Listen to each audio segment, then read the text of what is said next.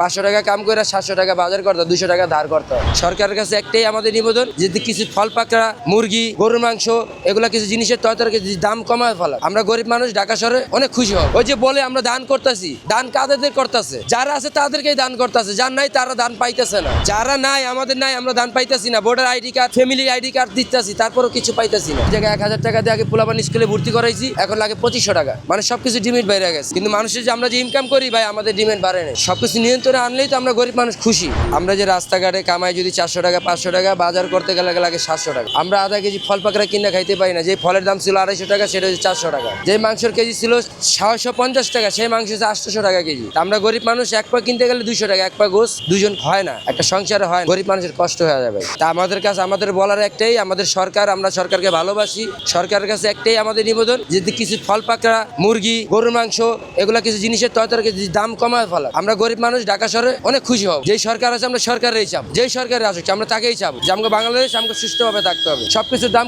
কমতে থাকবে, যাতে আমরা গরিব মানুষ চলতে পারি। 500 টাকা কাম করে যাতে আমরা 300-400 টাকা বাজার করে 100 টাকা রাখতে পারি, কিন্তু আমরা পারি না। 500 টাকা কাম করে 700 টাকা বাজার করতে 200 টাকা ধার করতে হয়। 200 টাকা যে ধার করে আমরা করি, মাছ শেষে দেখা যায় 6000 টাকা ঋণ হয়ে যায়। ঋণের কারণে আমরা কি করবো? গরিব মানুষ এই আমরা গরিবই রয়ে যাই, ভালো মন্দ খাইতে পারি না।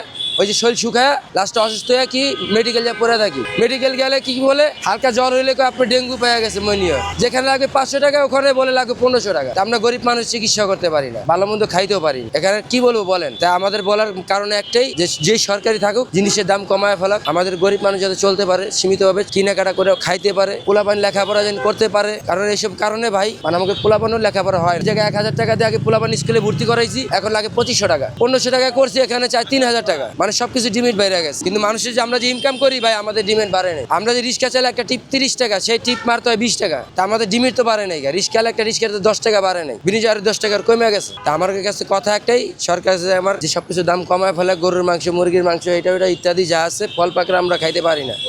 কিছুটা দাম কমলে আমাদের গরিবের জন্য ভালো, আমরা গরিব দোয়া করবো, যে সরকারি থাক তার জন্য দোয়া করবো। সবকিছু নিয়ন্ত্রণে আনলেই তো আমরা গরিব মানুষ খুশি। সবকিছু একটা দাম একটা নিয়ন্ত্রণে নিয়ে আসুক, আবার আগের মতন আসুক। আগে যেরকম মালটা কিনা খাইছি 220 টাকা 250 টাকা, এখন মালটা 400 টাকা, কিনা খাওয়া সম্ভব না। আমাদের কাছে সম্ভব না, অনেক কষ্ট হয়ে যাচ্ছে। আমরা গরিব মানুষ হিসেবে আমাকে কষ্ট হয়ে যাচ্ছে। সবকিছু আবার আগের মতো নিয়ন্ত্রণে নিয়ে আসলে আমরা গরিব সবাই খুশি হব, আমরা সবকিছু খুশি হব। যেরকম এই যে আগে ব্যানের থেকে চাঁদা উঠতো, কালেকশন যাইতো, এখন আল্লাহর রহমতে এগুলো বন্ধ। তার জন্য আমরা আরো খুশি যে সরকারি থাক, এগুলো যদি বন্ধ করে দেয়, নিয়ন্ত্রণ থাকে, আমরা খুশি ভাই। কিন্তু সবকিছু আগের মতো নিয়ন্ত্রণ করলে আমরা আরো অনেক খুশি হব। তার জন্য সে যেই দলে হোক, ঢাকা শহরে গরিব আছে বেশি, 100%-এ 90%ই গরিব আছে বর্তমানে। 10% যারা বড় লোক আছে তারা কজন কারে দেয়? যারা আছে তাদেরকেই দেয়, যার নাই তাদেরকে দেয় না। ওই যে বলে আমরা দান করতেছি, দান কাদের করতেছে? যারা আছে তাদেরকেই দান করতেছে, যার নাই তারা দান পাইতেছে না। যারা নাই, আমাদের নাই, আমরা দান পাইতেছি না। Voter ID card, family ID card দিতেছি, তারপরও কিছু পাইতেছি না। পরে খবর পাই কারা পাইতেছে? যারা আছে তারাই পাইতেছে, যারা আছে তারাই পাইতেছে, কিন্তু আমরা গরিব যাদের নাই তারা পাইতেছে না।